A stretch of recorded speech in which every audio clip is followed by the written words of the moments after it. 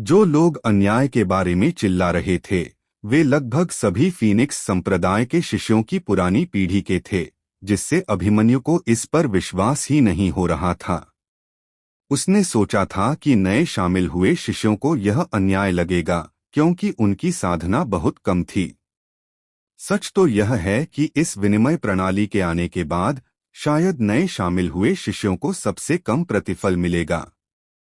लेकिन अभिमन्यु ने कभी यह उम्मीद नहीं की थी कि ये नए शामिल हुए शिष्य कुछ नहीं कहेंगे, जबकि पुरानी पीढ़ी के शिष्य नाराज होंगे।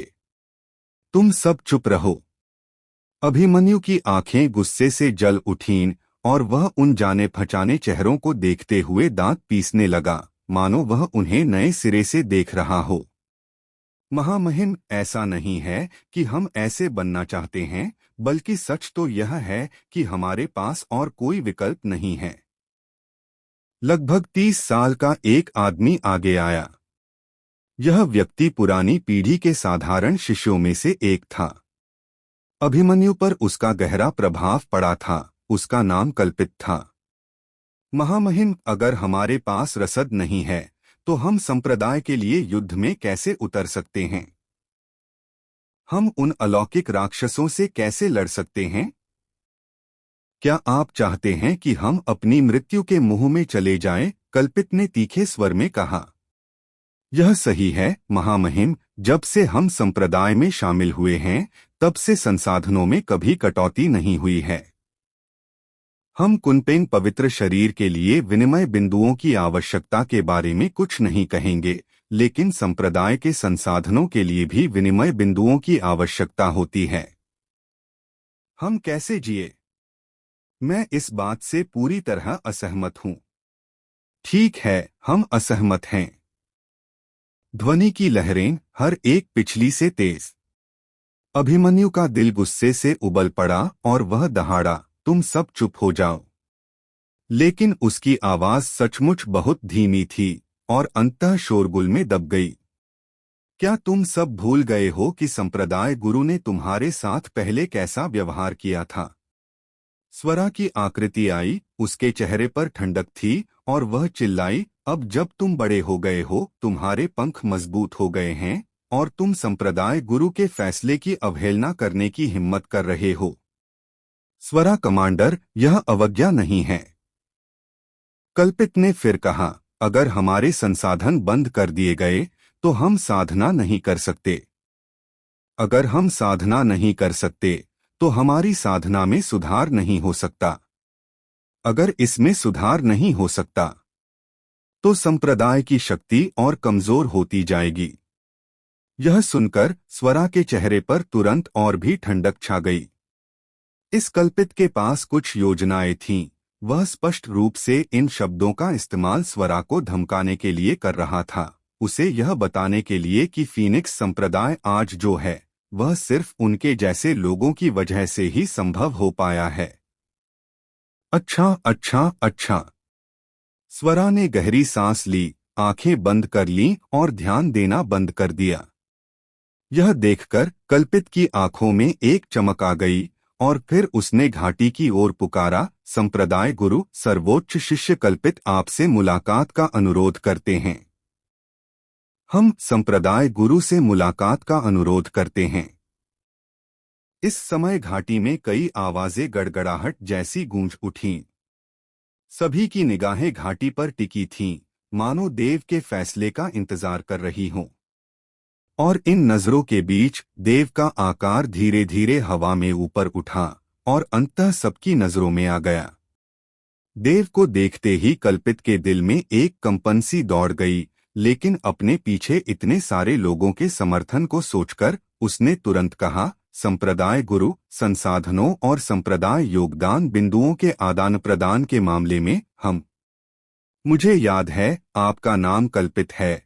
कल्पित की बात पूरी होने से पहले ही देव ने उसे बीच में ही टोक दिया। कल्पित का दिल तेजी से धड़क उठा और उसने तुरंत कहा, संप्रदाय गुरु को रिपोर्ट कर रहा हूं, यह शिष्य कल्पित है।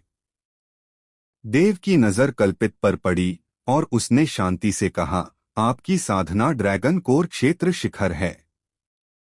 कल्पित चुप रहा और जो शिष्य अन्याय के बारे में शोर मचा रहे थे वे भी इस समय बोलने की हिम्मत नहीं जुटा पाए। अभिमन्यु देव ने अभिमन्यु की ओर रुख किया। देखो इस बार कल्पित ने कितने रक्त क्रिस्टल का आदान प्रदान किया।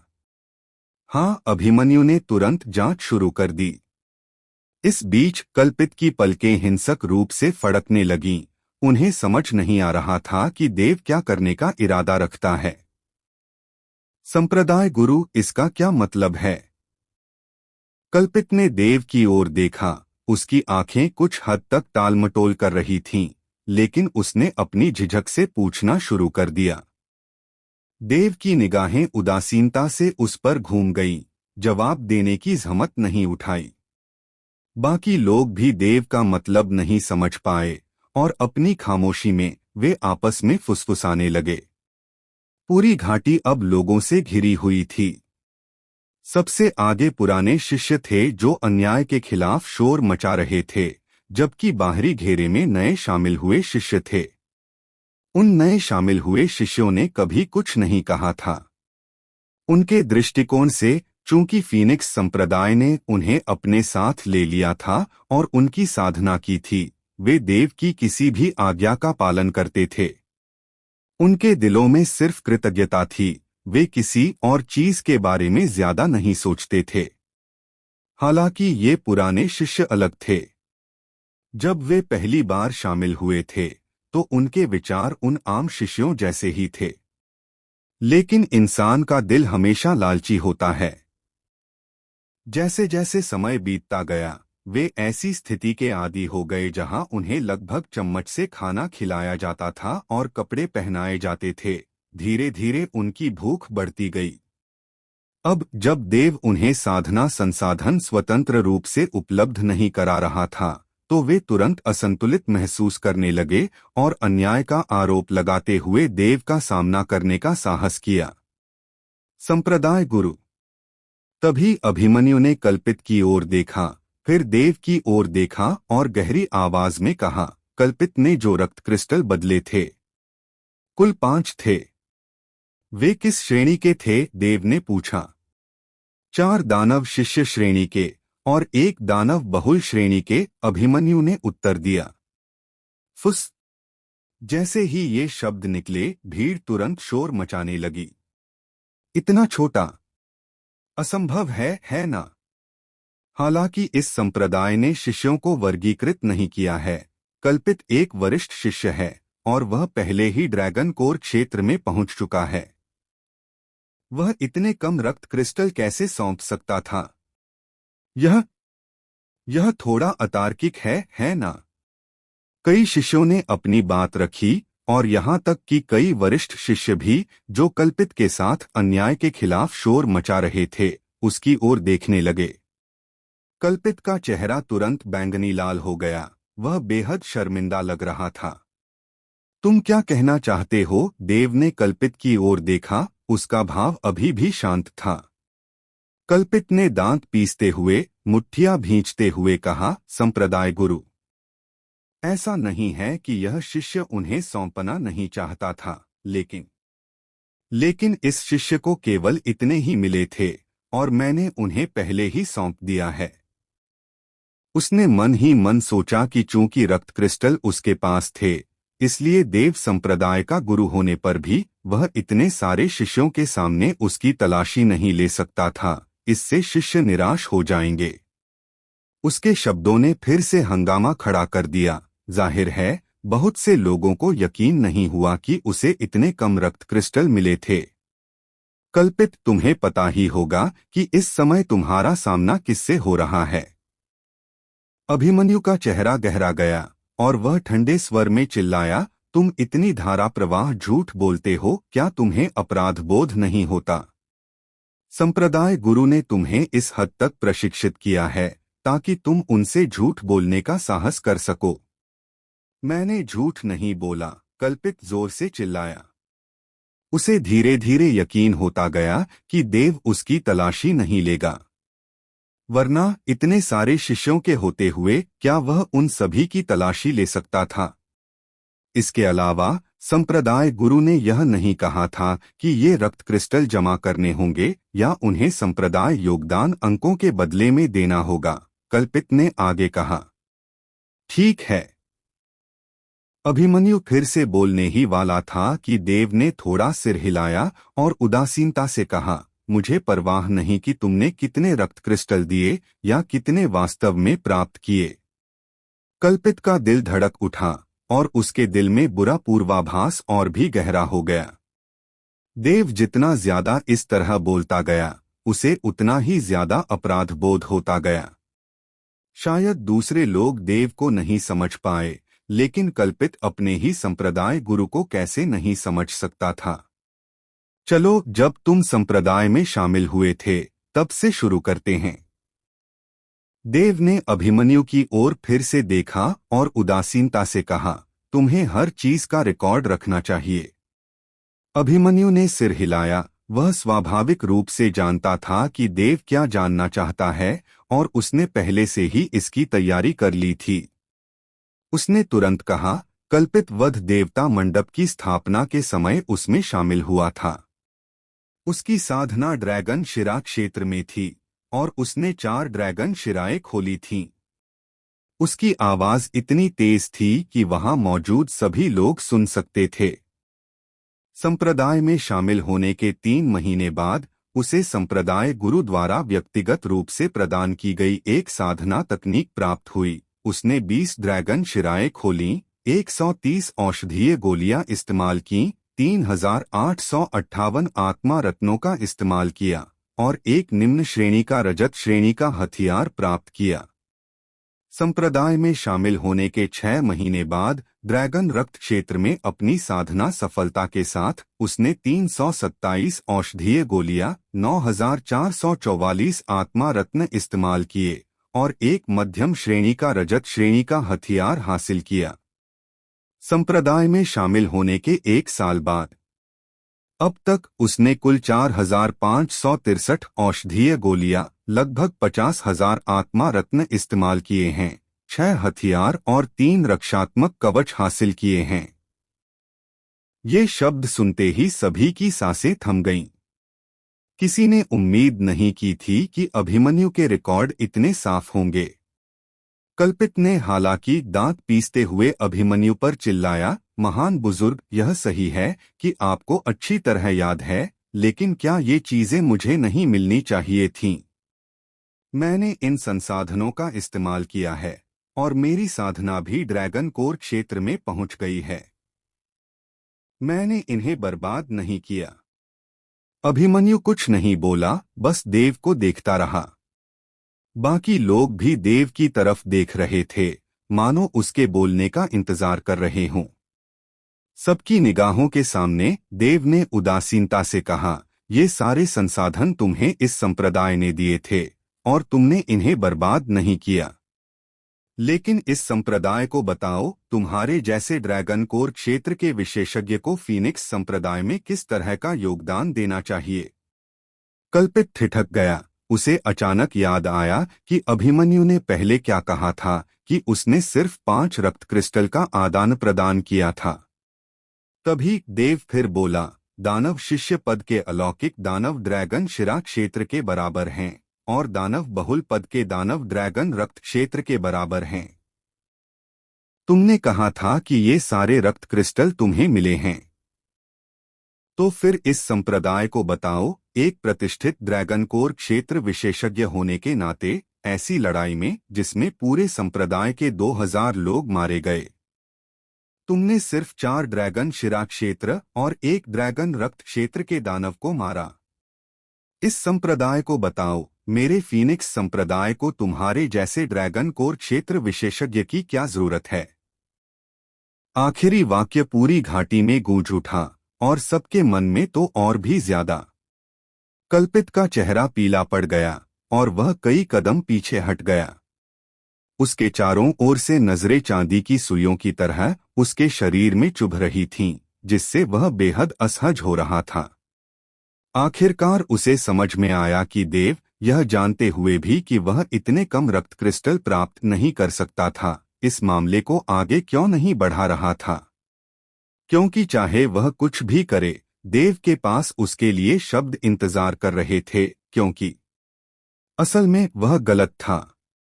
मैं कल्पित अभी भी बोलना चाहता था, लेकिन एक पल के लिए वह कोई प्रभावी शब्द नहीं बना पाया, नहीं अपने झूठ को छिपाने के लिए कोई उचित बहाना या कारण सोच पाया। इस पल बाकी सभी चुप हो गए, सोच रहे थे कि वे क्या सोच रहे हैं। जब से तुम फीनिक्स संप्रदाय में शामिल हुए हो, तुमने अनगिनत औषधीय गोलियां और आत्मा रत्न खाए हैं। हथियारों और उपकरणों के मामले में भी यह संप्रदाय कभी कंजूस नहीं रहा। ये सब चीजें कहां से आईं? अब जब फीनिक्स संप्रदाय संकट में है और जब तुम्हारे सच्चे योगदान का समय आया है, तो तुम इस संप्रदाय को बता रहे हो कि तुमने सिर्फ 4 ड्रैगन शिरा क्षेत्र और 1 ड्रैगन रक्त क्षेत्र साधक को मारा है। इस संप्रदाय ने तुम्हारी साधना के लिए इतने विशाल संसाधन खर्च किए, फिर भी तुमने बस इतना ही योगदान दिया है। तुम्हारा क्या मुंह है कि तुम इस संप्रदाय से और संसाधन मांगने आए हो? देव की आवाज गूंज रही थी, वाक्य दर वाक्य, शब्द दर शब्द, हर शब्द जोरदार तरीके से गूंज रहा था, हर एक दिल पर वार कर रहा था। सब समझ गए कि देव बंदरों को चेतावनी देने के लिए मुर्गे को मार रहा था। हालांकि इस मुहावरे का इस्तेमाल अपने संप्रदाय में नहीं किया जाना चाहिए, लेकिन एक बड़े संप्रदाय में ऐसे कैंसरकारी तत्व जरूर होंगे। देव ने अपने पिछले जन्म में इसका गहराई से अनुभव किया था। अपने पिछले जन्म में जैसे जैसे वह बड़ा हुआ और संप्रदाय का विस्तार हुआ, देव ने अनगिनत कैंसरकारी तत्वों को एक एक करके जड़ से उखाड़ फेंका, लेकिन अंततः एक सबसे बड़ा कैंसरकारी तत्व अभी भी उसकी नजर से बच गया था। वह अंशुमान डोमिनेटर था, जो संत क्षेत्र का वर्तमान डोमिनेटर था। देव जानता था कि कैंसरकारी तत्वों का एक संप्रदाय पर कितना गहरा प्रभाव हो सकता है, और उसने इस बात का पहले से ही अनुमान लगा लिया था।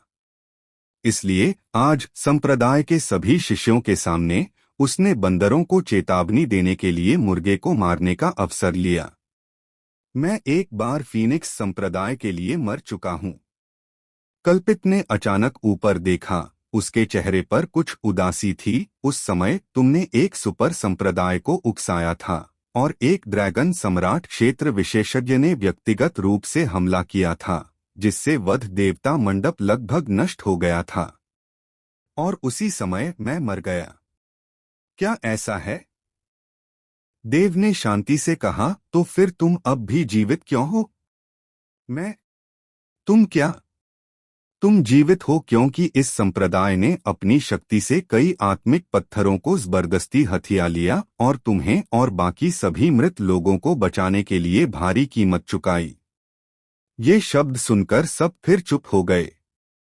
शिष्यों की पुरानी पीढ़ी इस बात से वाकिफ थी, और यह बात इतनी व्यापक रूप से फैली हुई थी कि नए शामिल हुए शिष्य भी इसके बारे में जानते थे। इसी वजह से कई शिष्यों के दिलों में देव का स्थान और भी ऊंचा हो गया, और इसने कई ढीले साधकों को फीनिक्स संप्रदाय में शामिल होने के लिए प्रेरित किया।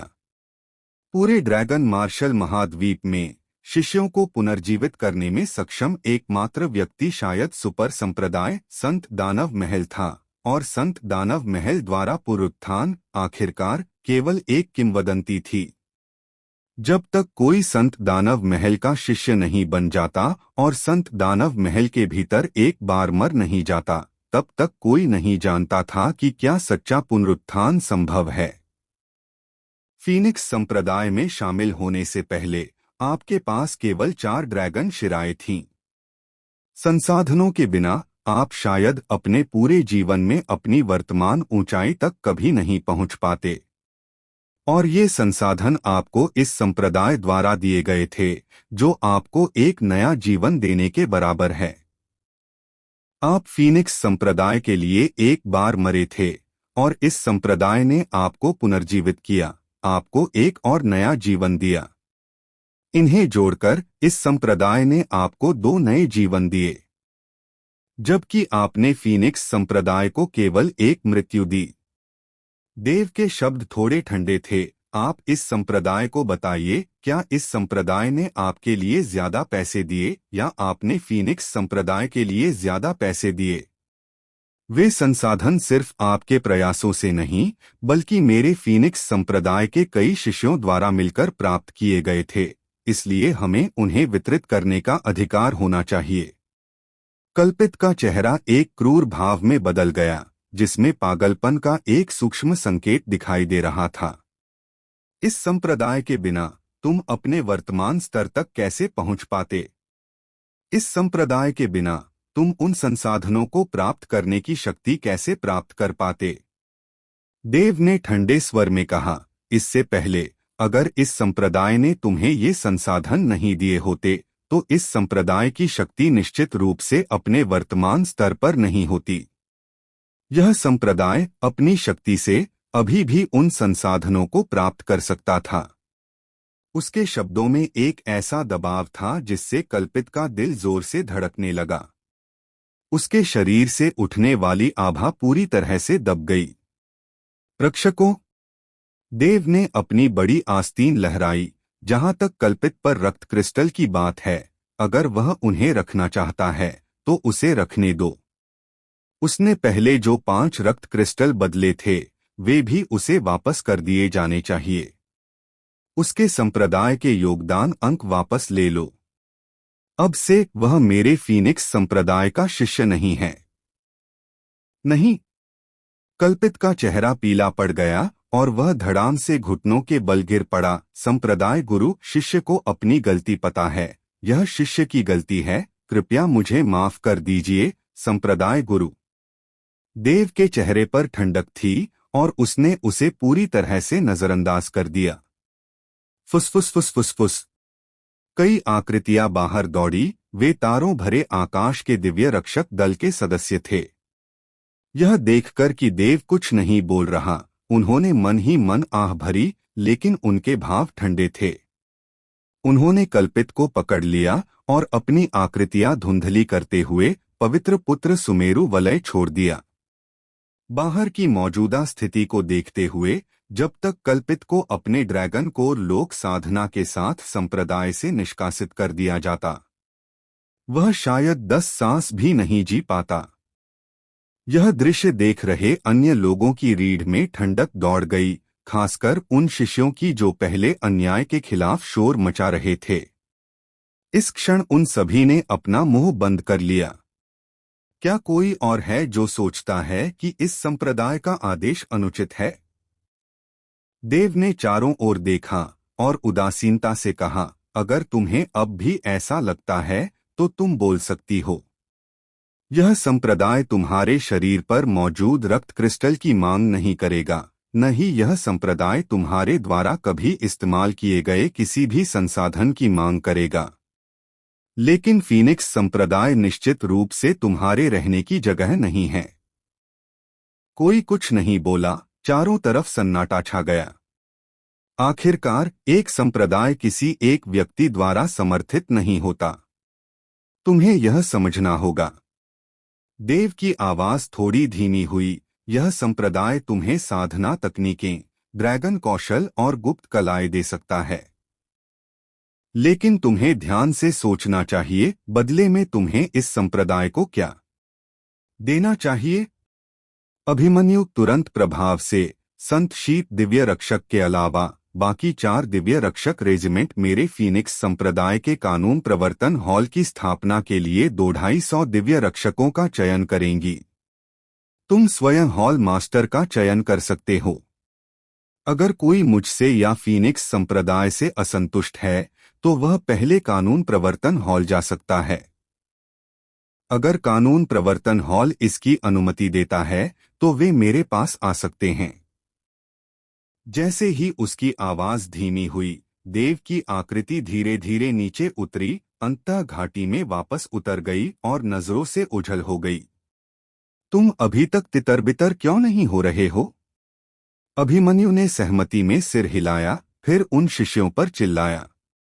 उन शिष्यों ने तुरंत प्रतिक्रिया दी और बिना कुछ कहे तेजी से पीछे हट गए। शुरू से अंत तक देव ने कल्पित पर हाथ नहीं उठाया, न ही उसकी साधना समाप्त की।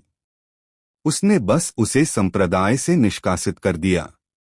अन्य संप्रदायों के लिए जब भी किसी को निष्कासित किया जाता है तो उस व्यक्ति ने संप्रदाय के भीतर जो कुछ भी प्राप्त किया था, जिसमें उसकी साधना भी शामिल है, उसे पुनः प्राप्त करना होता है। लेकिन देव ने ऐसा नहीं किया, जो पहले से ही एक महान दयालुता का कार्य था। इन शिष्यों ने देव से नाराजगी नहीं जताई, बल्कि उन्होंने कृतज्ञता महसूस की, इस बात के लिए आभारी कि देव ने उन्हें समझाया। साधक अपनी साधना में स्वाभाविक रूप से स्वर्ग विरोधी मार्ग पर चल रहे होते हैं। यदि वे हमेशा दूसरों के संरक्षण में रहते हैं तो वे अंततः ग्रीन हाउस में फूलों की तरह होंगे और कुछ हासिल करने में असमर्थ होंगे।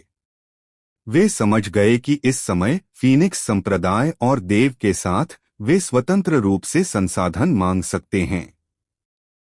लेकिन भविष्य में अगर देव न होता, फीनिक्स संप्रदाय न होता, तो वे कैसे जीवित रहते? यह देव ही था जो उन्हें साधना का अपना मार्ग खोजने में मदद कर रहा था, उन्हें अपने मन को स्थिर करने का अवसर दे रहा था। यह मामला फीनिक्स संप्रदाय के लिए एक छोटा सा अंतराल ही माना जा सकता था। एकमात्र बदकिस्मत व्यक्ति कल्पित था, जिसे संप्रदाय से निष्कासित कर दिया गया था।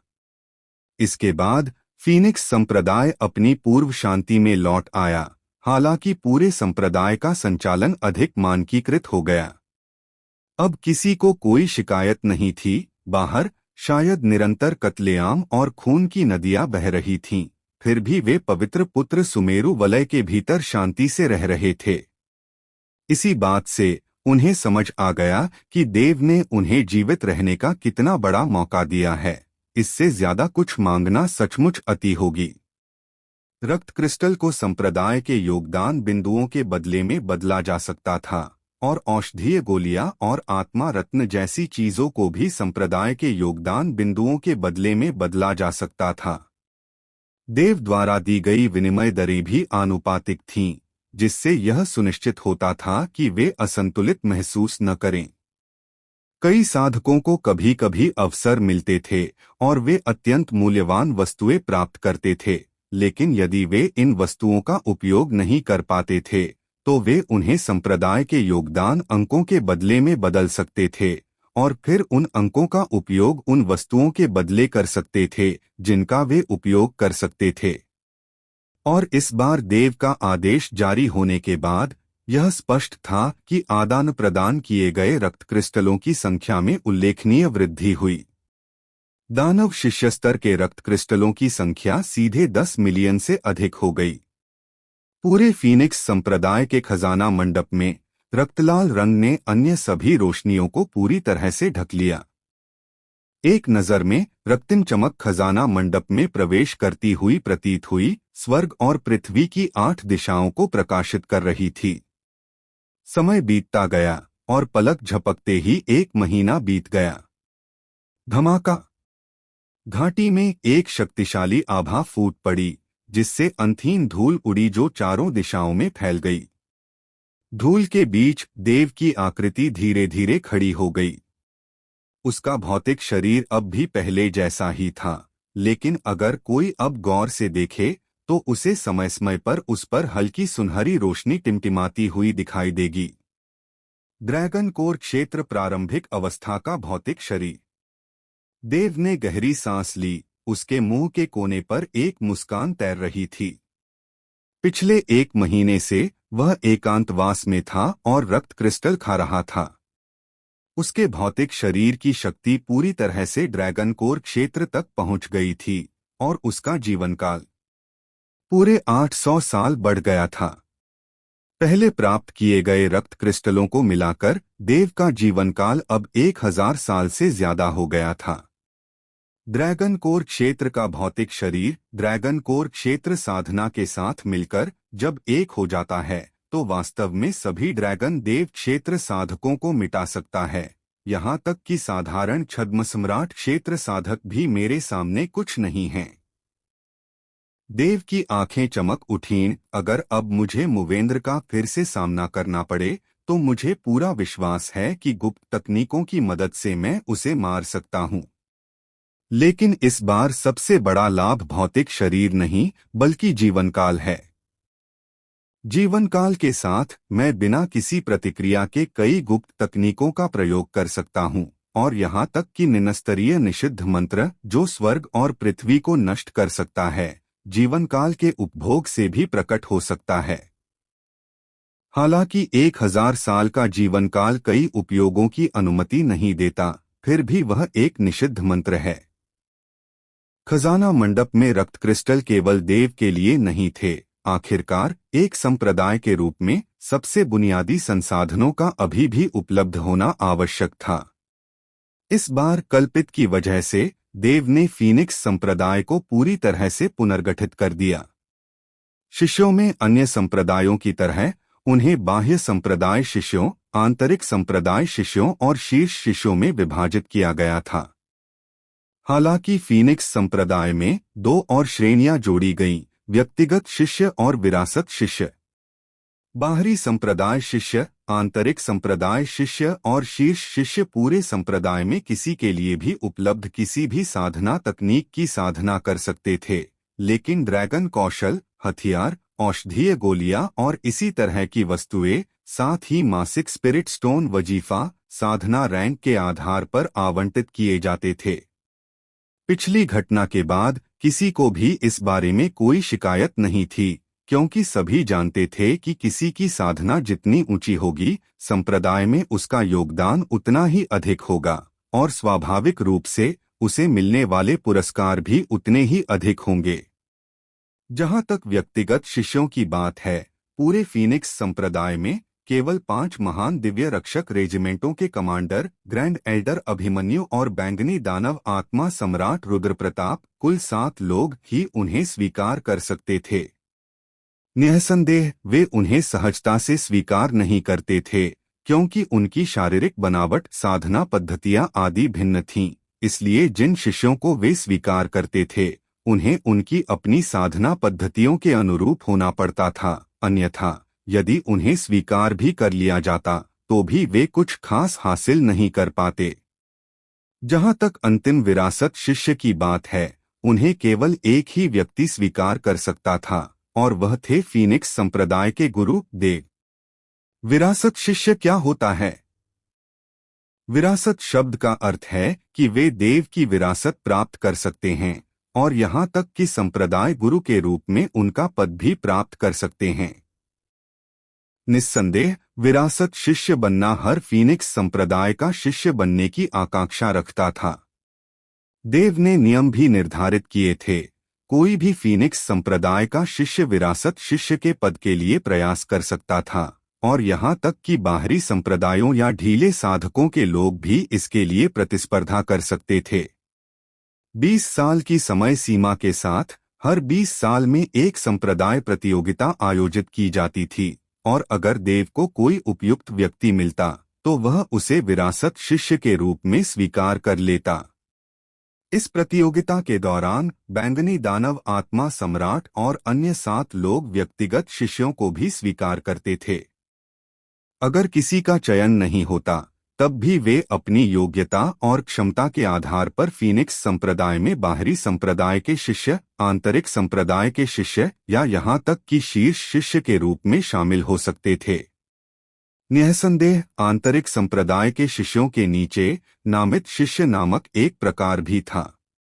इन शिष्यों को फीनिक्स संप्रदाय के सच्चे शिष्य नहीं माना जाता था, लेकिन फिर भी वे फीनिक्स संप्रदाय के ही थे, और अगर वे भविष्य में अपनी क्षमता दिखाते और उनकी योग्यता जागृत होती तो उन्हें पदोन्नत किया जा सकता था। इन शिष्य नियमों के लागू होने से पूरे फीनिक्स संप्रदाय में तुरंत नई जान आ गई। कई लोग इस बात पर चर्चा कर रहे थे कि वे अंततः किस शिष्य पद के बनेंगे। देव ने 3 साल बाद पहली शिष्य प्रतियोगिता निर्धारित की। यह पहली शिष्य प्रतियोगिता थी, और दूसरी के लिए 20 साल और इंतजार करना होगा। पलक झपकते ही 5 महीने बीत गए। फीनिक्स संप्रदाय के स्थान पर अलौकिक राक्षसों के फैलने के बाद से पूरा आधा साल बीत चुका था। इन 6 महीनों में देव का भौतिक शरीर ड्रैगन कोर दायरे के मध्य चरण में पहुंच गया। हालांकि भौतिक शरीर में कोई अड़चन नहीं थी, फिर भी वह जितना आगे बढ़ता गया उतनी ही अधिक क्यूई और रक्त अवशोषित करता गया और उतना ही अधिक समय लगा। 5 महीने पहले देव का भौतिक शरीर ड्रैगन कोर दायरे के प्रारंभिक चरण में पहुंच गया था, लेकिन अब भी 5 महीने बाद वह ड्रैगन कोर दायरे के मध्य चरण तक ही पहुंचा था।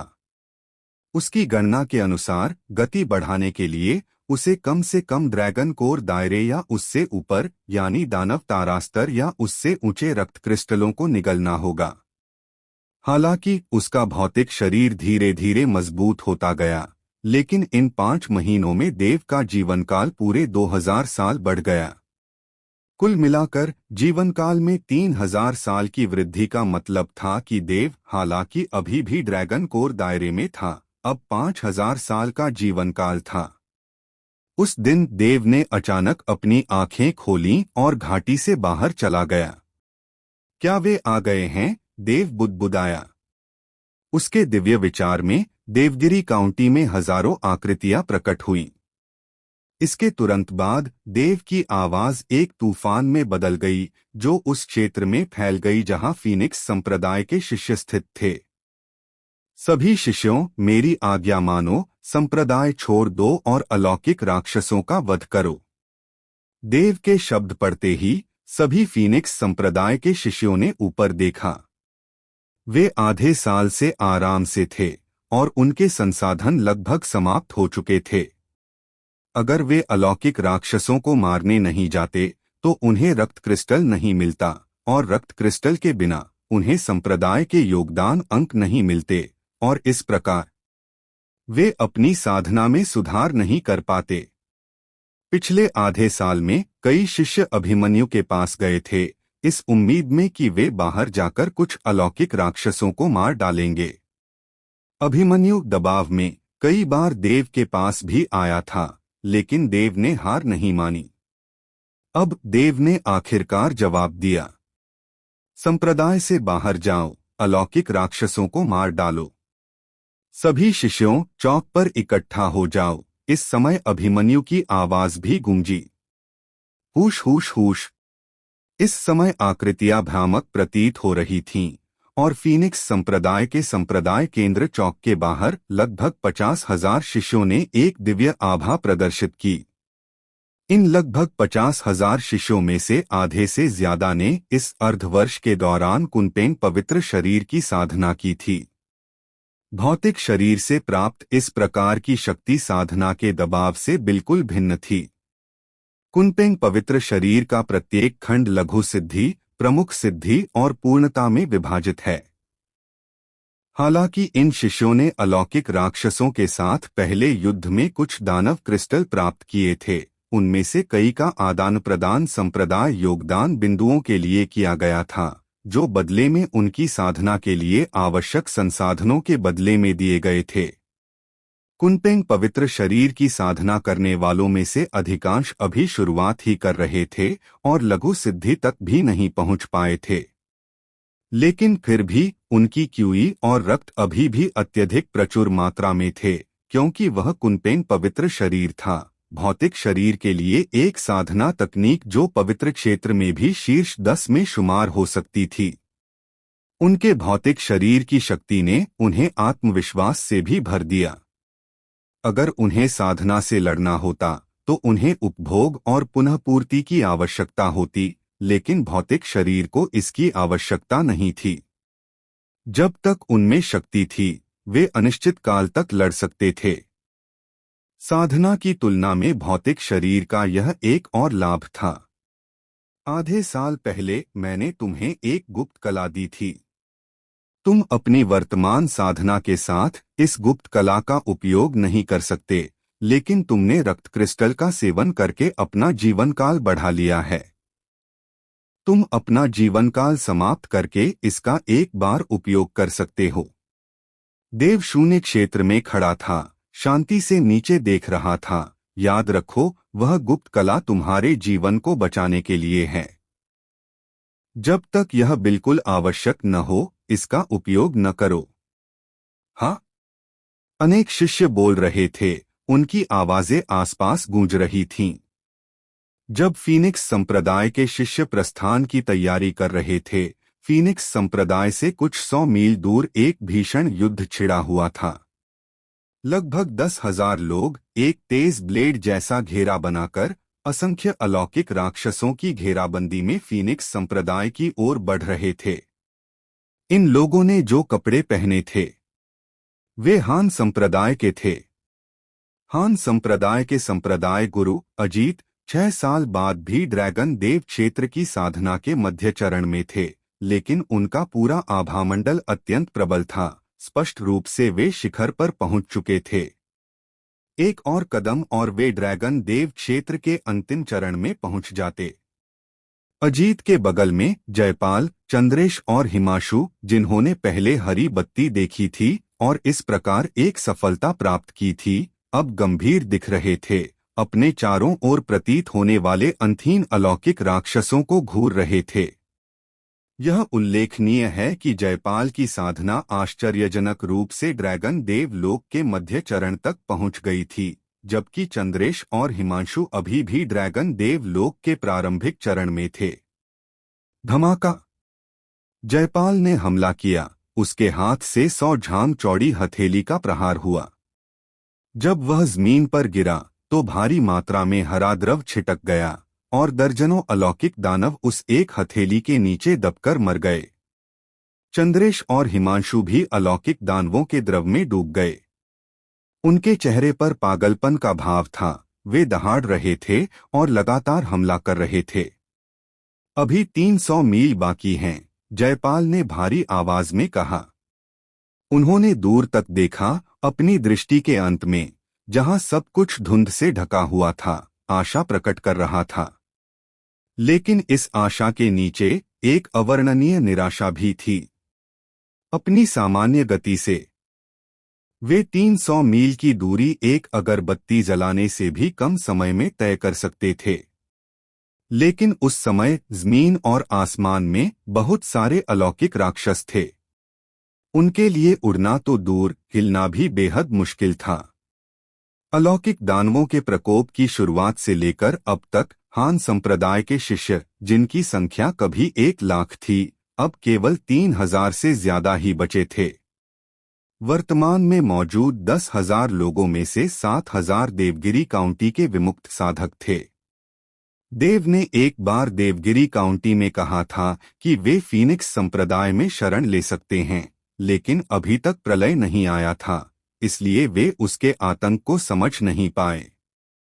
इसके अलावा उन सभी के पास कई काम थे, इसलिए उन्होंने देरी की।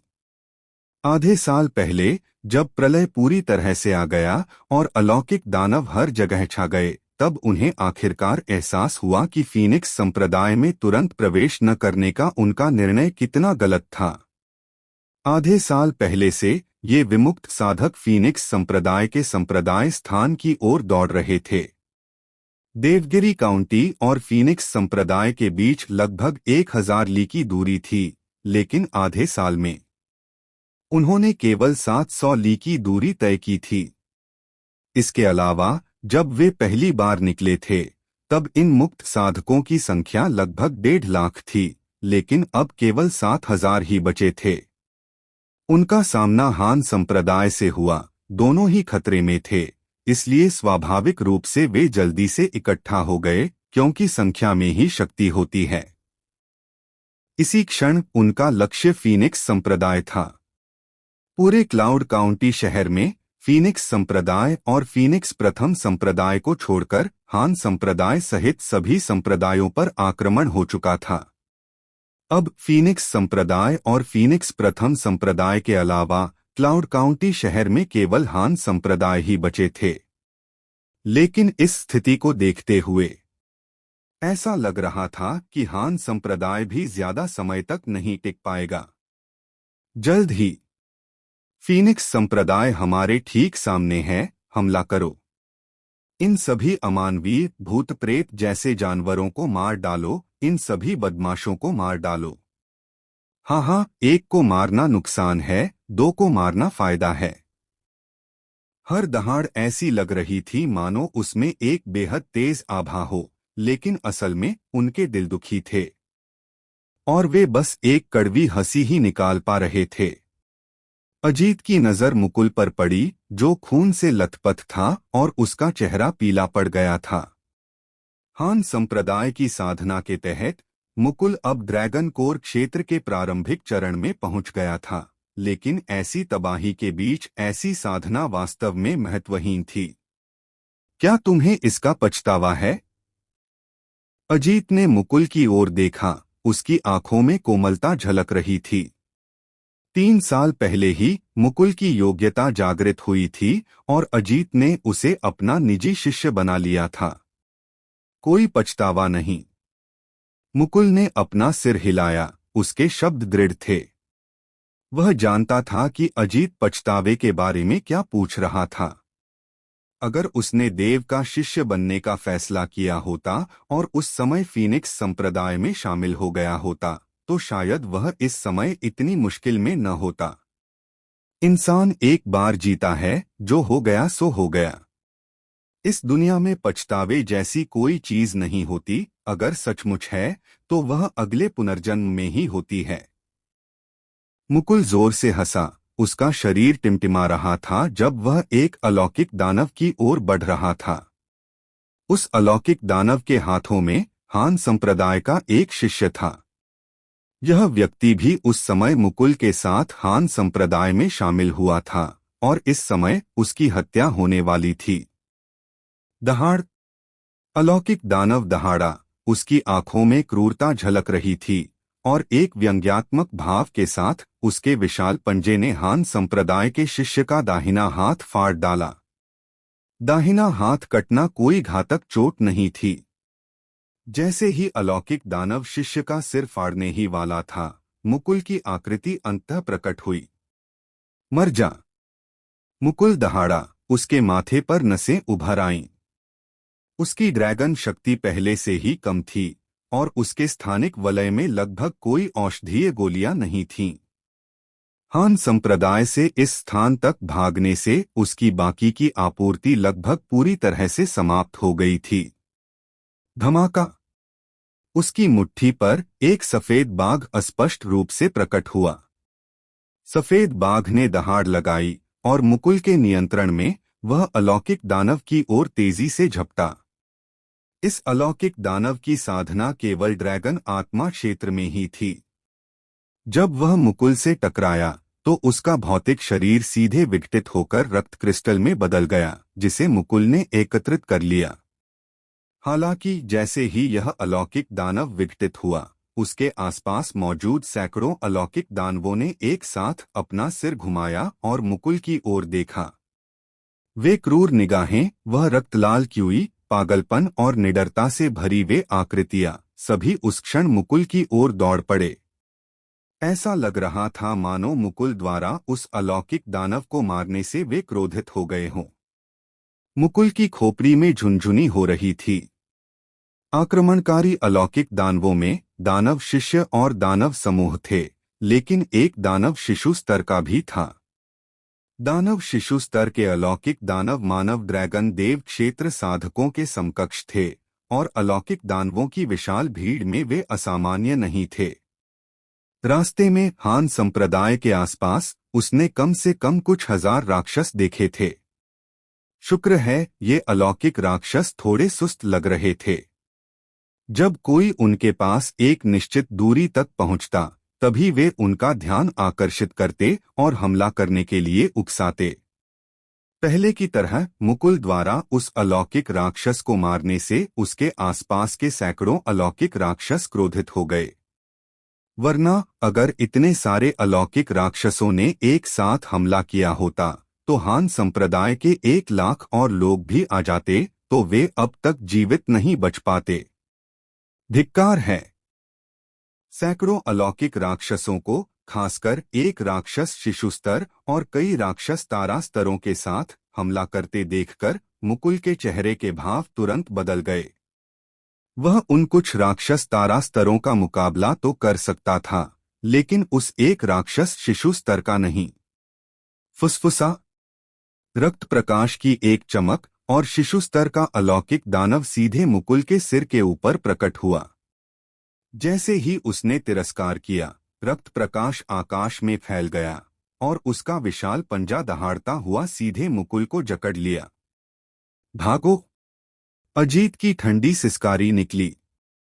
उसके हाथ में एक लंबी तलवार दिखाई दी और तलवार सीधे अलौकिक दानव की बाह पर लगी, लेकिन उसे चीर नहीं पाई, बस एक बड़ा घाव कर दिया। अजीत ने पहले ही इसका अनुमान लगा लिया था। अलौकिक दानवों का भौतिक शरीर साधकों की तुलना में कहीं अधिक शक्तिशाली होता है। उसकी तलवार का वार उसे मारने के लिए नहीं, बल्कि उसे रोकने के लिए था। अजीत के अवरोध के कारण ही मुकुल को सांस लेने का एक क्षण मिला। वह तुरंत चमका और अजीत की ओर दौड़ा और अन्य दानव उसकी जगह भर गए। उसी समय हिमांशु वहां पहुंचा और दानव शिशु स्तर के अलौकिक दानव से युद्ध किया। दुनिया अंधकार में डूबी हुई थी।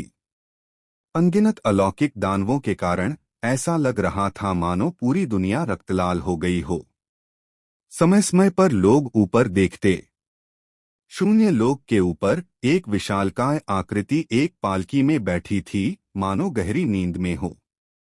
और इस पालकी के नीचे लाखों अलौकिक दानव थे, जिनकी आंखें भी कसकर बंद थीं। ये लाखों अलौकिक दानव सभी दानव शिशु स्तर के नहीं थे। दानव शिशु स्तर की संख्या बहुत कम थी, लेकिन शायद पालकी की वजह से वे सभी शून्य लोक में खड़े हो पाए। वह विशालका आकृति हालांकि सो रही थी, फिर भी बहुत दबाव डाल रही थी। अगर वह जाग जाती तो वहां मौजूद सभी लोग नष्ट हो जाते। 290 ली बचे। किसी ने दहाड़ लगाई, मानो दूरी का इस्तेमाल उनकी फीकी पड़ती आशा को फिर से जगाने के लिए कर रहा हो। 1 घंटे में उन्होंने 10 ली की यात्रा की थी। 1 घंटे में उन्होंने लगभग 1000 और लोगों को खो दिया था। 1 घंटा। कोई नहीं जानता था कि उन्हें ऐसे 1 घंटे और कितने सहने होंगे। फीनिक्स संप्रदाय की आशा उनका सबसे बड़ा आध्यात्मिक स्तंभ बन गई थी। दहाड़। एक निश्चित क्षण में अलौकिक राक्षसों की भीड़ के भीतर 100 झांग लंबा एक विशालकाय व्यक्ति अचानक जाग उठा। उसके जागने से अजीत और अन्य लोगों के हाव भाव अचानक बदल गए। सभी जानते थे कि इस 100 झांग ऊंचे अलौकिक दानव की शक्ति छद्म सम्राट लोक के बिल्कुल बराबर थी और ड्रैगन देव लोक उसका विरोध नहीं कर सकता था।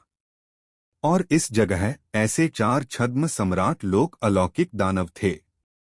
सावधान! अजीत तुरंत बोला, उसका दिल जोरों से धड़क रहा था। इस समय सभी के दिल बैठ गए थे, लेकिन बाकी 3 राक्षस देव स्तर के अलौकिक दानवों को अभी भी शांति से खड़े और बिना हिलेडुले देखकर सभी ने राहत की सांस ली। लेकिन यह सिर्फ राहत की सांस थी, क्योंकि यह एक राक्षस देव स्तर का अलौकिक दानव उन सभी हजारों का सफाया करने के लिए पर्याप्त था। 280 ली। जयपाल के चेहरे पर गहरे हरे रंग का खून था। अपने सामने एक अलौकिक दानव को मारने के बाद उसने अचानक ऊपर देखा और दूर तक देखने लगा। यह रास्ता कितना कठिन है। सब चुप हो गए। 280 ली की यात्रा अनंत प्रतीत हो रही थी। चाहे वे कुछ भी करें, वे इसे पूरा नहीं कर पा रहे थे। धमाका! आकाश में एक तेज आवाज गूंजी और एक दरार फट गई। दानव देव स्तर का अलौकिक दानव सीधे उस दरार से बाहर निकला। उसकी पुतलियों में कोई बर्बरता नहीं थी, बस एक बर्फीली ठंडक थी। उसका विशाल शरीर दहाड़ा और उसकी मुट्ठी जोर से निकली, सीधे अजीत की ओर। जाहिर है, यह अलौकिक दानव भी समझ सकता था कि समूह में सबसे शक्तिशाली कौन है।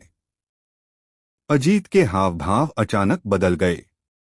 उस मुट्ठी में दबा हुआ दबाव इतना जबरदस्त था कि उसके शरीर का खून मानो बाहर निकल रहा था और उसकी साधना तुरंत पूरी तरह अस्तव्यस्त हो गई। ड्रैगन देव लोक, मध्यचरण और छद्म सम्राट लोक एक दूसरे से बिल्कुल अलग थे। एक पल के लिए अजीत स्तब्ध रह गया और अलौकिक दानव की विशाल मुट्ठी उस पर वार करने ही वाली थी। गुरु मुकुल उसके सामने खड़ा था। यह दृश्य देखकर, हालांकि वह जानता था कि उसका कोई मुकाबला नहीं है, फिर भी उसने दृढ़ संकल्प दिखाया, आगे बढ़कर अजीत के सामने खड़ा हो गया। उसके अचानक प्रकट होने से अजीत को एक पल के लिए स्पष्टता मिली। जब उसने मुकुल की पीठ देखी तो उसके हाव भाव तुरंत बदल गए। मुकुल, रास्ते से हट जाओ, अजीत दहाड़ा। मुकुल का शरीर स्थिर रहा। यह दृश्य देखकर, हालांकि वह जानता था कि उसका कोई मुकाबला नहीं है, फिर भी उसने दृढ़ संकल्प दिखाया, आगे बढ़कर अजीत के सामने खड़ा हो गया। उसके अचानक प्रकट होने से अजीत को एक पल के लिए स्पष्टता मिली। जब उसने मुकुल की पीठ देखी तो उसके हाव भाव तुरंत बदल गए। मुकुल, रास्ते से हट जाओ, अजीत दहाड़ा। मुकुल का शरीर स्थिर रहा। उसने बड़ी मुश्किल से अपना सिर घुमाया, जिससे उसकी मुस्कान प्रकट हुई। गुरु, अगर आप बच सकते हैं तो कृपया देव से मेरी ओर से कहिए कि मुझे हान संप्रदाय में शामिल होने का कोई पछतावा नहीं है, नहीं मुझे आपका शिष्य बनने का, लेकिन मैं सचमुच चूक गया। नहीं। अजीत दहाड़ा। उसकी आंखें तुरंत लाल हो गईं। जैसे ही वह मुक्का मुकुल पर वार करने वाला था, मुकुल के सामने का शून्य क्षेत्र अचानक एक फटने वाली आवाज के साथ फट गया और एक तलवार की रोशनी सीधे उसके अंदर से निकली। छी! इस तलवार की रोशनी का उतरना जबरदस्त था। हालांकि दानव देव स्तर के अलौकिक दानव का भौतिक शरीर दुर्जेय था, फिर भी वह इस तलवार की रोशनी से सीधे अलग हो गया। और जैसे ही वह अलग हुआ, मुकुल के कान में एक धीमी आवाज सुनाई दी। आपके गुरु को मुझे बताने की जरूरत नहीं है, मैंने सब कुछ सुन लिया है। मुकुल का शरीर कांप उठा और उसने अचानक ऊपर देखा। दरार के अंदर से एक युवक निकला, सफेद कपड़े पहने, बेदाग, लहराते लंबे बालों और सितारों जैसी आंखों वाला। प्रकट होते ही युवक के हाथ में एक लंबी तलवार थी, जिससे गहरा हरा खून टपक रहा था। देव! मुकुल ने सफेद वस्त्रधारी आकृति को देखा, उसके चेहरे पर गहरी जटिलता का भाव था। 6 साल पहले देव ने एक बार कहा था कि वह मुकुल को अपना शिष्य बनाएगा। लेकिन उस समय मुकुल युवा और घमंडी था, उसे लगता था कि वे दोनों एक ही उम्र के हैं और उसे खुद भी एक विलक्षण प्रतिभा कहा जा सकता है। देव में ऐसा कौन सा गुण और क्षमता थी कि वह उसे अपना गुरु मान लेता? यह तो हास्यास्पद था। वधदेव मंडप की स्थापना के बाद ही देव ने हान संप्रदाय का फिर से दौरा किया। उसने खुद कोई कदम नहीं उठाया, बल्कि उसके अधीनस्थों ने, जिन्हें उसने प्रशिक्षित किया था, हान संप्रदाय के सभी प्रतिभाशाली लोगों को परास्त कर दिया। बाद में देव का मार्ग और आगे बढ़ता गया, यहाँ तक कि मुकुल अब देव की पीठ भी नहीं देख पा रहा था। मुकुल अपने दिल में जो भावना थी, उसे ठीक से व्यक्त नहीं कर सका, लेकिन वह जानता था कि यह पछतावा बिल्कुल नहीं था। वह हान संप्रदाय में बिताए दिनों को कभी नहीं भूलेगा और अजीत जैसे गुरु का होना उसे हमेशा याद रहेगा। शायद उसके मन में जो भावना थी, वह एक तरह का पछतावा था, फीनिक्स संप्रदाय में शामिल न होने का पछतावा। लेकिन पछतावा बिल्कुल पश्चाताप जैसा नहीं था। यहाँ तक कि मुकुल ने जटिलता दिखाई, बाकी सभी ने भी इस क्षण ऊपर देखा।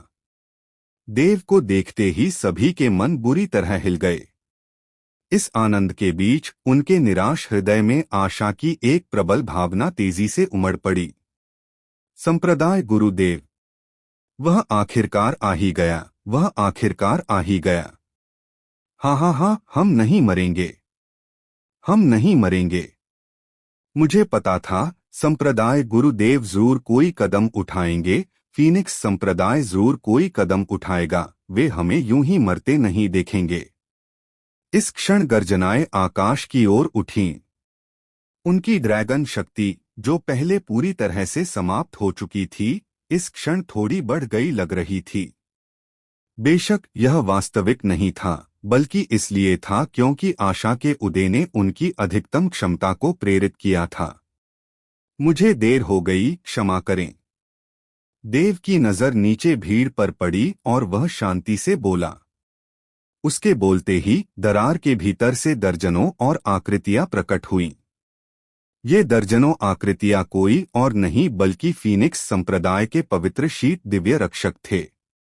ऐसा लग रहा था जैसे उन्हें बहुत पहले ही निर्देश मिल गए हों। प्रकट होने के बाद वे कुछ नहीं बोले, लगातार हाथ हिलाते रहे, जिससे भारी मात्रा में आत्मिक पत्थर और कई सामग्रियां प्रकट हुईं।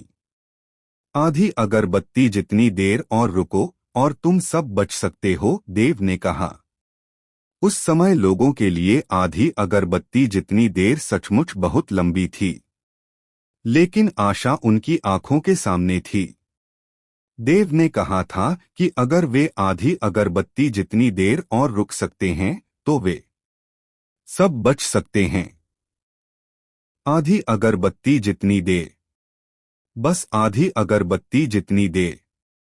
अगर मैं सचमुच मर जाऊं तो ऐसा ही हो। यह तुम सबकी रक्षा करने के लिए मेरे जीवन का उपयोग करने के समान है। मार डालो। खामोश आहों के बीच दहाड़े आकाश और पृथ्वी में गूंज उठीं। अलौकिक राक्षस हर दिशा से ज्वार की तरह उमड़ पड़े, मानो हर एक व्यक्ति को निगल जाना चाहते हों। जो भी बचेंगे वे फीनिक्स संप्रदाय में शामिल हो सकते हैं, देव ने फिर कहा, जिससे नीचे बैठे मुक्त साधकों की आशा और प्रबल हो गई। अजीत का चेहरा भी लाल हो गया और उसने जोर से घोषणा की, आज से हान संप्रदाय भंग हो गया है। अगर तुम सब बच गए तो तुम सब फीनिक्स संप्रदाय में विलीन हो जाओगे। यह सुनकर हान संप्रदाय के शिष्य स्तब्ध रह गए। अगर यह सिर्फ विघटन होता तो वे खुद को खोया हुआ और दुखी महसूस करते, लेकिन इस विघटन के साथ वे और भी शक्तिशाली फीनिक्स संप्रदाय में भी शामिल हो सकते थे और उनकी आशा और प्रबल हो गई। और मुकुल इस समय अजीत को भावशून्य दृष्टि से देख रहा था। वह जानता था कि हान संप्रदाय ही अजीत का जीवन कार्य था और हान संप्रदाय के विघटन का एक बड़ा कारण वह स्वयं था। अजीत को नहीं पता था कि हान संप्रदाय के लोग आज बच पाएंगे या नहीं, और न ही उसे पता था कि मुकुल बच पाएगा या नहीं। अगर वे बच जाते तो उसके दिल में कोई पछतावा नहीं होता, और उससे भी कम पछतावा। गुरुजी, मुकुल बोला, उसकी आंखों में कुछ आंसू थे। फीनिक्स संप्रदाय और हान संप्रदाय एक ही हैं। अगर आप तैयार हैं तो आप भविष्य में भी मेरे शिष्य रहेंगे, अजीत ने मुस्कुराते हुए कहा। आपके शिष्य को इस जीवन में कभी पछतावा नहीं होगा। मुकुल दहाड़ा और अलौकिक राक्षसों की ओर झपटा। उसी समय शून्य लोक कांप उठा। बाकी 3 दिव्य श्रेणी के अलौकिक राक्षस, जो मानो नींद में सो गए थे, उसी क्षण जाग उठे, मानो देव के प्रकट होने के कारण। जैसे ही वे जागे, उन्होंने अचानक दहाड़ लगाई, और इस दहाड़ ने एक लहर पैदा कर दी, जिससे उनके आसपास जागे हुए अलौकिक राक्षसों की संख्या कई गुना बढ़ गई। और इस उछाल ने तुरंत नीचे मौजूद भीड़ पर भारी दबाव डाल दिया। लेकिन देव के पास भी कोई विकल्प नहीं था। उसने पहले ही देख लिया था और अनुमान लगाया था कि शायद ये अलौकिक राक्षस दुश्मन की संख्या और ताकत के आधार पर जागते हैं। जितने कम लोग उतनी ही कम ताकत, उतने ही कम अलौकिक राक्षस जागेंगे, और उनकी ताकत भी कम होगी। वे क्यों सो गए, यह देव को नहीं पता था। आधे साल की निष्क्रियता के बाद अब यह देखने का समय आ गया है कि मेरी वर्तमान शक्ति कैसी है। देव ने गहरी सांस ली और 4 जागृत दिव्य श्रेणी के अलौकिक दानवों को देखा। उसकी आंखें चमक उठीं क्योंकि उसका भौतिक शरीर और साधना तुरंत विलय में प्रवेश कर गए। धमाका। इस विलय के तहत देव के शरीर से एक अविश्वसनीय रूप से शक्तिशाली क्यूई सीधे फूट पड़ी। यह कहना असंभव था कि वह कौन सी श्रेणी थी।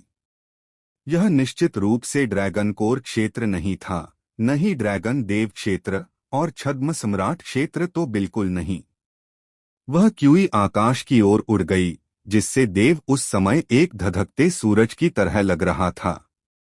आसपास के अलौकिक दानव भी एक पल के लिए रुक गए, और चारों दिव्य श्रेणी के अलौकिक दानवों ने अचानक अपना सिर घुमाया और देव पर अपनी नजरें गड़ा दीं। आओ! देव अचानक बोला, उसकी आवाज से आकाश हिल गया। जैसे ही उसका हाथ हिला, एक लंबा धनुष प्रकट हुआ। यह ठीक वही यांग देव धनुष था जो सत्यम से प्राप्त हुआ था। सत्यम को इस यांग देव धनुष का उपयोग करना नहीं आता था, यहाँ तक कि इसका नाम भी नहीं, लेकिन देव इसका उपयोग करना जानता था। इसकी शक्ति को वास्तव में प्रकट करने के लिए व्यक्ति को जीवन काल का उपभोग करना होगा। चाहे किसी की साधना कितनी भी प्रबल क्यों न हो, यहाँ तक कि एक प्रभुत्वशाली व्यक्ति भी यांग देव धनुष का उपयोग करके जीवन काल का उपभोग करता है। यह धनुष के उद्भव से ही उसमें निहित था। यदि जीवन काल का उपभोग न किया जाए तो इसकी वास्तविक शक्ति का उपयोग करना असंभव होगा। देव ने इसे पहले भी प्राप्त किया था, लेकिन कभी इसका उपयोग नहीं किया था। लेकिन अब रक्त क्रिस्टल के साथ, जिसने उसके जीवन काल को 3000 वर्ष बढ़ा दिया था, देव को अब कोई संदेह नहीं था। उसने धनुष को अपने बाएं हाथ में पकड़ा और साथ ही अपनी दाहिनी तर्जनी और मध्यमा उंगलियों को धनुष की डोरी पर रखकर फैलाया। अगले ही पल देव ने जोर से खींचा। इस खिंचाव से आकाश और पृथ्वी कांप उठे, चारों ओर का अंतरिक्ष गर्जना से बिखर गया और ऊपर के बादल भी उसी क्षण लुढ़ककर बिखर गए, मानो आकाश को हिला देने वाली बिजली का प्रकोप उतरने ही वाला हो। देव महसूस कर सकता था कि यांग देव धनुष के सही उपयोग के कारण इस लंबे बाण के संघनन ने सीधे उसकी आयु को समाप्त कर दिया।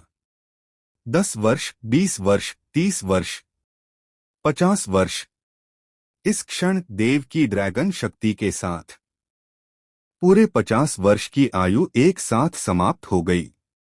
जैसे ही उसने खींचा और जैसे ही उसकी आयु और ड्रैगन शक्ति समाप्त हुई, एक हड्डी सा सफेद लंबा बाण धीरे धीरे धनुष की डोरी पर संघनित हो गया।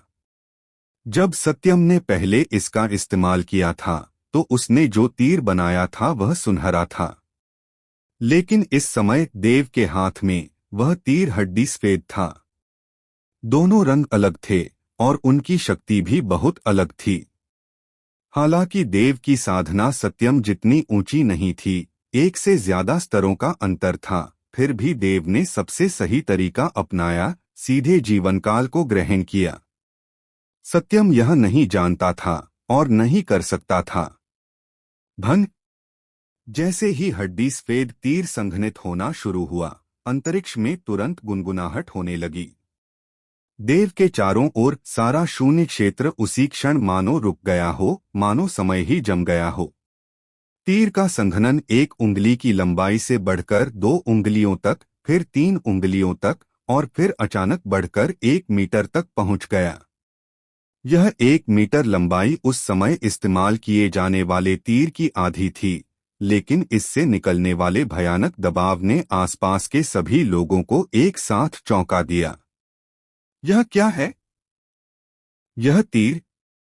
भयानक! ऐसा अद्भुत तीर ड्रैगन को लोक साधक द्वारा संघनित नहीं किया जा सकता, लेकिन संप्रदाय गुरुदेव, उनकी साधना अभी भी ड्रैगन कोर लोक क्यों है? हालांकि वे सभी लड़ रहे थे, दबाव चारों ओर फैल गया। चाहे वह अलौकिक दानव हों, हान संप्रदाय के शिष्य हों या फिर ढीले साधक, सभी ने इस क्षण इसे गहराई से महसूस किया।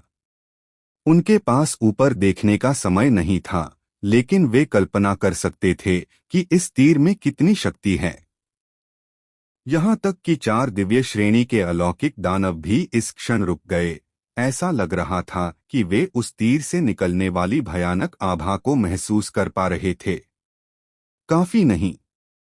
देव ने गहरी सांस ली, उसकी आंखें चमक उठीं और उसके द्वारा जीवन के 50 साल सीधे निकाल लिए गए। इस निष्कर्षण के साथ हड्डी सा सफेद तीर फिर से सघन हो गया, तेजी से 2 मीटर तक फैल गया और 2 मीटर लंबे तीर के साथ दबाव जबरदस्त था, मानो किसी विशाल हाथ ने सबके दिलों को ढक लिया हो, जिससे उन्हें ऐसा लग रहा हो जैसे उनका दम घुट रहा हो। नीचे अनगिनत अलौकिक राक्षस दहाड़ रहे थे, लेकिन वह एक धीमी गड़गड़ाहट थी।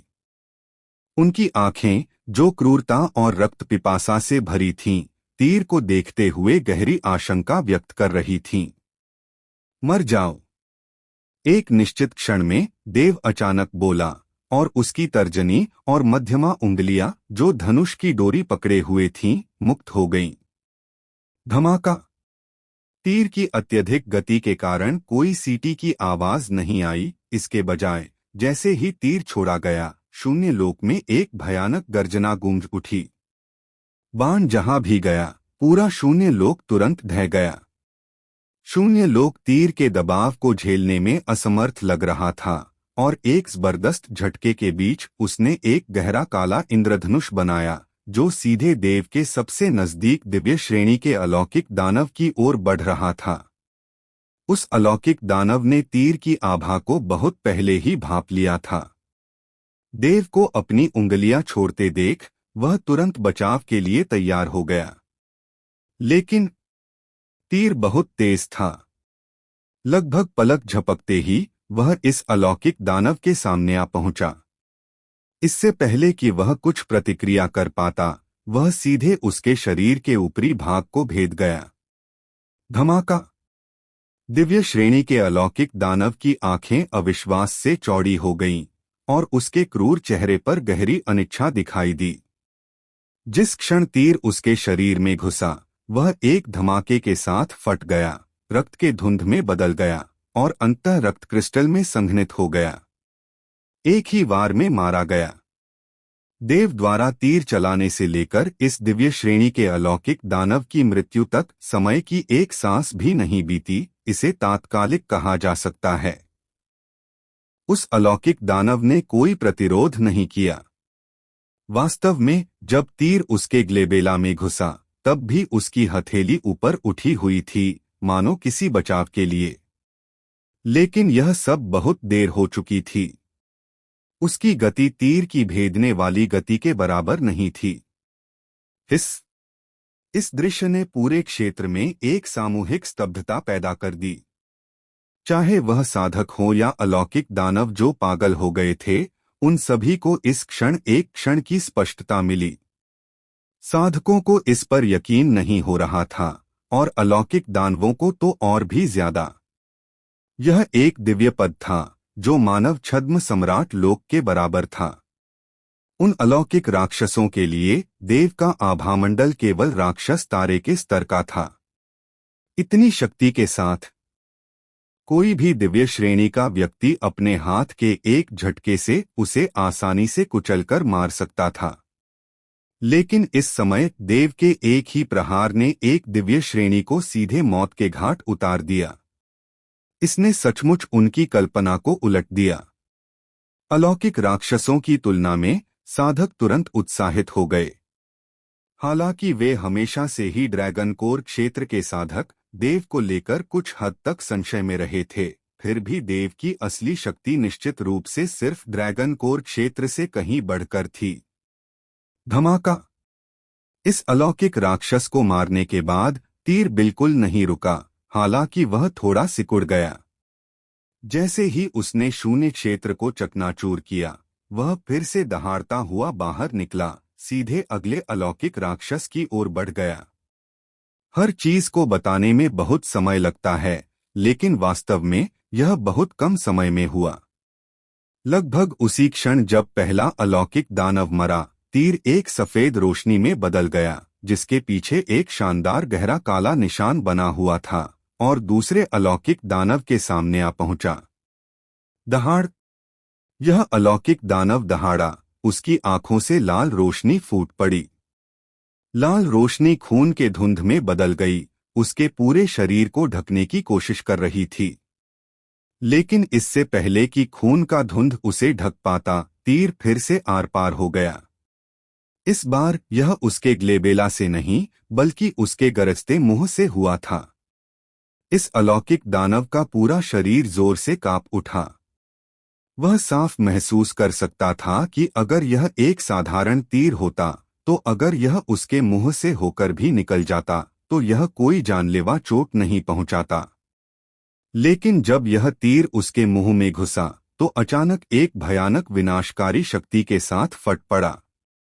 यह विनाशकारी शक्ति पहले उसके सिर से होकर गुजरी, उसके विचारों को पूरी तरह से ध्वस्त कर दिया, और फिर तेजी से उसके पूरे शरीर को ढक लिया।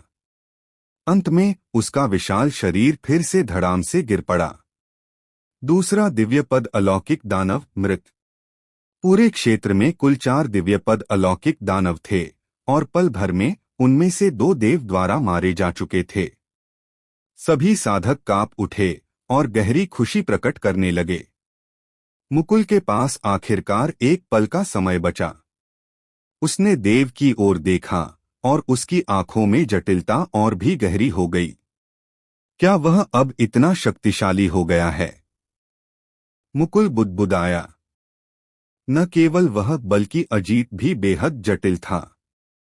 जब दोनों पहली बार मिले थे, तो देव ने अजीत से कहा था कि वह उसे अपना गुरु बना ले। हालांकि उस समय अजीत विनम्र था, वास्तव में वह कुछ नाखुश था। वह एक प्रतिष्ठित संप्रदाय गुरु और देव से बहुत बड़ा, फिर भी देव चाहता था कि वह उसे अपना गुरु बना ले। खासकर तब जब देव उस समय सिर्फ ड्रैगन शिरा क्षेत्र या ड्रैगन रक्त क्षेत्र था, जबकि अजीत पहले से ही ड्रैगन देव क्षेत्र था। सीधे शब्दों में कहें तो यह बेहद हास्यास्पद था। अगर ऐसा किसी और ड्रैगन देव क्षेत्र के साधकों के साथ होता, और देव ने ऐसा कहने की हिम्मत की होती, तो शायद उसे थप्पड़ मारकर मार डाला जाता। लेकिन इस समय शायद उसे पहले से ही पता था कि उसका भविष्य हमसे कहीं ज्यादा शानदार होगा। अजीत ने मन ही मन आह भरी। जैसे ही अजीत और बाकी लोगों ने आह भरी, हड्डी सा सफेद लंबा तीर सीधे तीसरे अलौकिक दानव की ओर चला गया। लंबे तीर को पास आते देख अलौकिक दानव के हाव भाव एकदम बदल गए। हालांकि उसका रूप भयंकर था, उसकी आंखों में डर और आशंका साफ दिखाई दे रही थी। हालांकि जब लंबे तीर ने पहले और दूसरे अलौकिक दानव को मार डाला, तो इस तीसरे अलौकिक दानव का दिल जोरों से धड़क उठा, और वह पहले ही खून के धुंध में लिपट चुका था। खून की धुंध परत दर परत फैल रही थी, और यहाँ तक कि घूम भी रही थी, जिससे देव को ऐसा लग रहा था जैसे यह एक तरह की संरचना हो। नंगी आंखों से भी खून की धुंध जम गई हो, और एक विशाल रक्त रेशम कीट में बदल गई हो। दहाड़! यह अलौकिक दानव खून के धुंध में खड़ा होकर दहाड़ा, और उसके हाथ में अचानक एक विशाल, उतनी ही रक्तलाल कुल्हाड़ी प्रकट हुई। जैसे ही कुल्हाड़ी दिखाई दी, उसने उसे पकड़ लिया और सीधे लंबे तीर पर चला दिया। लेकिन फिर भी उसने लंबे तीर की गति का गलत अनुमान लगाया। कुल्हाड़ी की शक्ति वाकई बहुत तेज थी, हवा में उतरते हुए सीधे शून्य लोक को चकनाचूर कर रही थी। हालांकि वह लंबे तीर पर लगी ही नहीं। लंबा तीर जोरदार धमाके के साथ आगे बढ़ा और इस अलौकिक दानव के चारों ओर फैले रक्त के कोहरे पर जोरदार प्रहार किया। उसी क्षण केवल एक तेज गर्जना सुनाई दी। रक्त के कोहरे की वे परतें एक एक करके लुढ़ककर बिखर गईं, एक पल में पूरी तरह से ढह गईं। यह दृश्य देखकर अलौकिक दानव के हाव भाव अचानक बदल गए, और उसके चेहरे पर गहरा भय छा गया। उसने सोचा कि विशाल कुल्हाड़ी एक पल के लिए लंबे तीर को रोक सकती है, और ये रक्त के कोहरे भी उसे एक पल के लिए रोक सकते हैं। इस तरह उसके पास दूसरे तरीके अपनाने के लिए पर्याप्त समय होगा। लेकिन उसने कभी सोचा भी नहीं था कि इस लंबे तीर के सामने न तो विशाल कुल्हाड़ी और न ही खून का कोहरा पतले कागज की तरह नाजुक थे, जो जरा सा भी तीर रोकने में पूरी तरह असमर्थ थे। धमाका। इससे पहले कि वह कुछ प्रतिक्रिया दे पाता, लंबा तीर सीधे उसकी छाती में जा लगा। भयानक विनाशकारी शक्ति फूट पड़ी, अलौकिक दानव के पूरे शरीर में फैल गई, जिससे उसकी आंखें चौड़ी हो गईं और उसी क्षण उसका मुंह खुल गया। फिर एक धमाके के साथ विस्फोट। उसकी मृत्यु ने आखिरी अलौकिक दानव के दिल की धड़कनें तेज कर दीं और वह आगे नहीं बढ़ा बल्कि सीधे पीछे हट गया। उसने अपनी गति को चरम सीमा तक बढ़ा दिया और उसके दिल में जीवन मरण के संकट की एक तीव्र भावना फूट पड़ी। अलौकिक दानव साधकों की तरह भी बुद्धिमान होते हैं, हालांकि उनकी भाषा ड्रैगन मार्शल महाद्वीप की भाषा से अलग है, इसलिए कोई भी समझ नहीं पाया कि वे क्या चिल्ला रहे थे।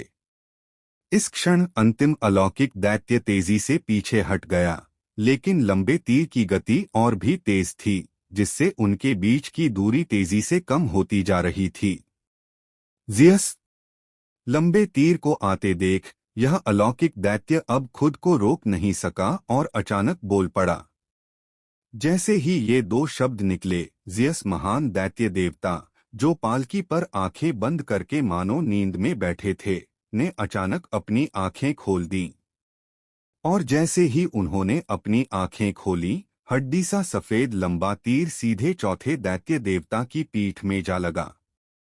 यह चौथा दैत्य देवता अकेला था, जिसके माथे पर 2 तारे थे और उसकी साधना मुवेंद्र और अन्य दैत्यों के बराबर थी।